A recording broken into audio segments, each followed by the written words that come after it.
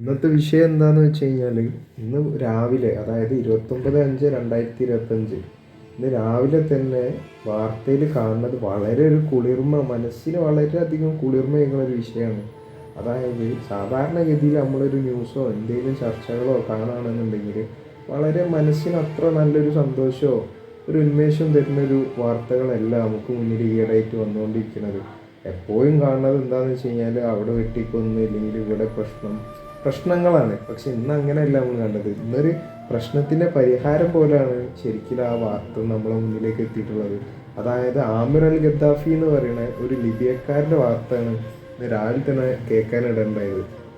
അതായത് അദ്ദേഹത്തിന് ഫസ്റ്റിൽ തന്നെ ഹജ്ജിന് പോകാൻ വേണ്ടിയിട്ട്, യാത്ര ചെയ്യാൻ വേണ്ടിയിട്ട് ഉദ്ദേശിക്കുകയാണ് അദ്ദേഹം. അങ്ങനെ അദ്ദേഹം എയർപോർട്ടിൽ എത്തുകയും ഫസ്റ്റിൽ അദ്ദേഹത്തിന് എന്തോ ഒരു തടസ്സം കൊണ്ട് ആ ഫ്ലൈറ്റിൽ കയറാൻ പറ്റാതെ ആവുകയും ചെയ്യാണ്.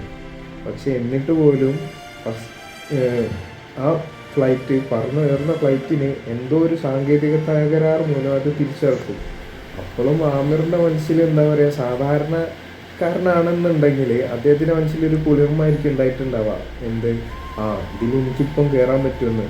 അപ്പോഴും അവിടെ എന്താ പറയുക, പൈലറ്റ് അത് തുറന്നിട്ടില്ല, ആ ഡോറ് തുറക്കണില്ല, അദ്ദേഹത്തിനെ കയറ്റാൻ പറ്റില്ല എന്നുള്ള രീതിയിലാണ് സംസാരിച്ചിട്ടുള്ളത്.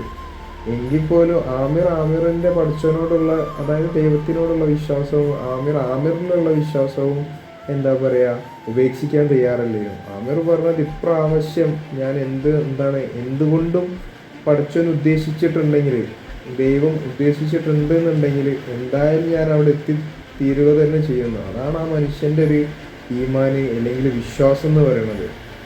അപ്പോൾ ആ ഒരു വിശ്വാസത്തിൻ്റെ ഫലം കൊണ്ട് തന്നെ അദ്ദേഹത്തിന് 2 തവണ ആ വിമാനം എന്താ പറയുക, സാങ്കേതിക തകരാറ് മൂലം താഴ്ത്തിറങ്ങിയെങ്കിൽ കൂടെ അദ്ദേഹത്തിന് എന്താ പറയുക, 3ാമത്തെ തവണ അദ്ദേഹത്തിന് അതിൽ കയറുകയും തിരിച്ച് വളരെ സേഫായിട്ട് അവിടെ എത്താൻ പറ്റുകയും ചെയ്തു. അപ്പോൾ അതിൽ നിന്ന് നമ്മൾ മനസ്സിലാക്കേണ്ടത് എന്താ, ആ 2 തവണ ആ വിമാനത്തിന് പറ്റിയ സാങ്കേതിക തകരാറെന്ന് പറയുന്നത് ആമിറില്ല എന്നുള്ള സാങ്കേതിക തകരാറായിരുന്നു.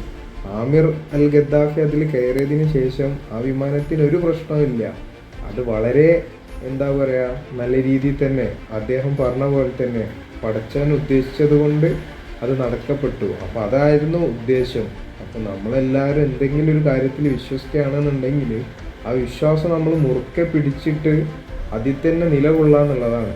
അല്ലാതെ ഒന്ന് വരുമ്പോൾ മറ്റൊന്ന് വരിക എന്ന രീതിയിലേക്കല്ല. ഇത് ശരിക്കും ഇന്ന് രാവിലെ കേട്ടപ്പോൾ വളരെയധികം ഒരു സന്തോഷമാണ് ഉണ്ടായിട്ടുള്ളത്.